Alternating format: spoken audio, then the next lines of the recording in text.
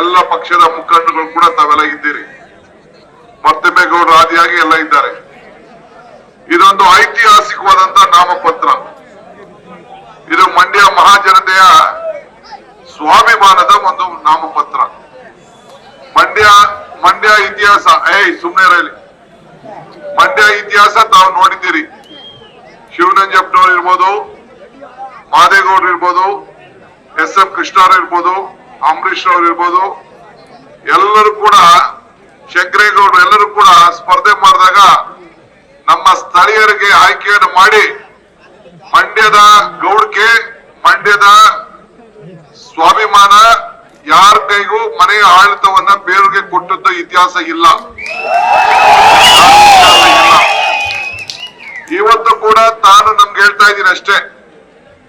ಇವತ್ತು ನಾವು ಒಬ್ಬ ಸರಳ ಸಜ್ಜನ, ಒಬ್ಬ ಉದ್ಯಮಿ, ಸಾವಿರಾರು ಜನಕ್ಕೆ ಸುಮಾರು 3,000 ಜನರಿಗೆ ಉದ್ಯೋಗವನ್ನ ಕೊಟ್ಟಂತ ಒಂದು ಕುಟುಂಬ. ನಮ್ಮ ಪುರುಷಾಮಗೌಡರು, ನಮ್ಮ ಚಂದ್ರು ಇಬ್ರು ಸೇರಿ 3,000 ಜನರಿಗೆ ಉದ್ಯೋಗವನ್ನ ಕೊಟ್ಟು ಇವತ್ತು ನಿಮಿಷ ಸ್ವಲ್ಪ